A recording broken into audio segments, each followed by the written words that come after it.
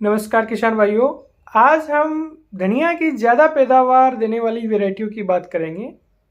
इस video report में मैंने मेरे सीनियर साथी वैज्ञानिकों और अनुभवी किसानों का सहयोग लिया है और कुछ वैरायटियों को मैं खुद उगाता हूं हमारे फार्म पे, तो उसका भी अनुभव मैं आपके साथ शेयर करूंगा।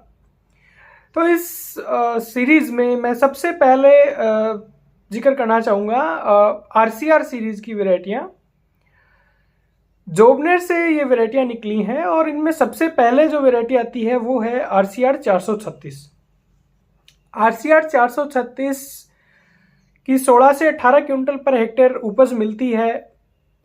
110 से 120 दिन की अवधि है, दाना मोटा है और जो इसमें धनिया में पाउडर मिल्ड्यू और छाछा, जिसको आप छाछा बोलते हो या लौंगिया है, उससे ये मध्यम प्रतिरोधी वैरायटी है। इसके बाद में दूसरी वैरायटी है आरसीआर 435। इसकी अवधि 436 से थोड़ी ज़्यादा है, उपज भी ज़्यादा है, लेकिन इसकी हाइट थोड़ी ज़्यादा है और अवधि भी ज़्यादा है और दाना भी आरसीआर 436 से थोड़ा छोटा है। इस वजह से जो राजस्थान के कोटा रीजन में जहाँ मेनली धनिया होता है वहाँ इसको थोड़ा कम पसंद किसान करते हैं। और इसके अलावा तीसरी जो वैरायटी है आरसीआर सीरीज की वो है आरसीआर 728। उपज में तो ये 436 और 435 दोनों से ज़्यादा है, लेकिन इसकी एक दो कमियां कह सकते हो। वो ये हैं कि इसकी अवधि ज़्यादा है, हाइट ज़्यादा है और दाना इसका छोटा है। तो जब दाना छोटा होता है तो वो एक्सपोर्ट पर्पज से, तेल के पर्पज से तो वो सही रहता है, लेकिन जो राजस्थान का कोटा रीजन है जहाँ ज़्यादातर धनिया राजस्थान में पैदा होता है वहाँ मोटे दाने की वैरायटी को पसंद किया जाता है, इसलिए किसान इस वैरायटी को ज़्यादा पसंद नहीं करते हैं। राजस्थान के कोटा रीजन में किसान मोटे दाने की वैरायटी को, कम अवधि की वैरायटी को और जिसकी हाइट कम हो उसको पसंद करते हैं, ताकि वो वैरायटी आड़े भी नहीं गिरे। और कम अवधि को पसंद करने का एक कारण ये भी है कि जब मार्च में फसल जाती है और तब तापमान यदि ज़्यादा रहता है तो जो लंबी अवधि की वैरायटियां हैं उनमें फूल ही आते रहते हैं और वो अधिक तापमान की वजह से फल में नहीं बन पाते हैं, दाना नहीं बन पाता है, वो फूल ही रह जाते हैं। इसलिए राजस्थान के कोटा रीजन के हिसाब से आरसीआर सीरीज की इन तीनों वैरायटियों में मुझे आरसीआर 436 ज़्यादा ठीक लगती है, क्योंकि इसका दाना मोटा है, अवधि भी कमी है और उपज भी इसकी अच्छी है और बीमारियों से मध्यम प्रतिरोधी है। लेकिन आरसीआर 728 के साथ एक अच्छी चीज़ ये भी है कि आप इसको दोनों पर्पज के लिए उगा सकते हो, दाने के लिए भी उगा सकते हो और हरी पत्ती के लिए भी उगा सकते हो। लेकिन मैं ये भी कहूँगा कि आरसीआर 435 और आरसीआर 728 है वो वहाँ के लिए ज़्यादा अच्छी हो सकती है जहाँ सर्दियाँ थोड़ी लंबी रहती हैं, क्योंकि इनकी उपज 436 से ज़्यादा है। इसी कड़ी में एक बहुत अच्छी वैरायटी है, वो है आरकेडी 18। ये कृषि विश्वविद्यालय कोटा की वैरायटी है और ये कोटा रीजन के लिए काफ़ी फिट बैठती है। क्यों?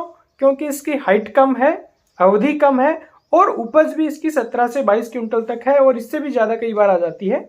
और दाना भी मध्यम मोटा है, मतलब बहुत मोटा तो नहीं है लेकिन मोटा ही है, तो क्वालिटी पॉइंट ऑफ व्यू से भी ठीक है। और इसमें जो आपका लौंगिया है और जो छाछा जिसको आप पाउडर मिल्ड्यू कहते हैं उससे भी ये मध्यम प्रतिरोधी है। तो ये वैरायटी कम हाइट और मध्यम मोटा दाना और कम अवधि की होने की वजह से इस कोटा रीजन में ये फिट बैठती है। इसके अलावा एक बहुत अच्छी वैरायटी है, वो है एनआरसीएस अजमेर की ACR 2, अजमेर धनिया 2।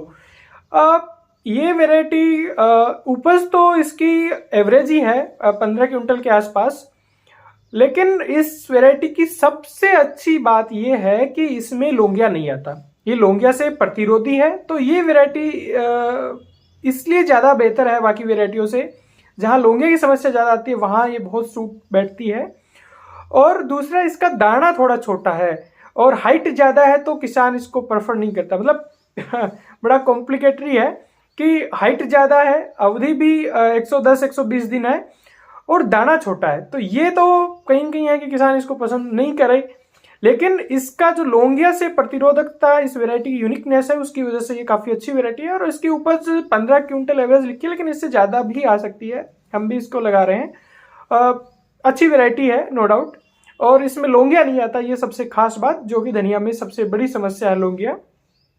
और लास्ट में मैं जिक्र करना चाहूँगा देसी धनिया का। देखिए, जब भी आप किसान से बात करोगे तो वो देसी धनिया का जरूर जिक्र करेगा, क्योंकि देसी धनिया है उसकी उपज बहुत अच्छी है। इवन किसान कहते हैं 30 क्विंटल पर हेक्टेयर तक उपज आती है उसकी, और आती भी है वास्तव में। दाना मोटा है, अवधि भी कम है, तो किसान खूब उसको पसंद करते हैं। लेकिन देसी धनिया में जो एक कमी जो कह सकते हो वो ये है कि ये लौंगिया से बहुत ससेप्टेबल है। मतलब लौंगिया इसमें बहुत ज़्यादा आता है, और लौंगिया जब आता है तो कई बार तो खेत अपने को जोतने ही पड़ते हैं और कुछ भी नहीं निकल पाता है, तो इसमें बहुत बड़ा रिस्क रहता है। पर उपज इसकी अच्छी है।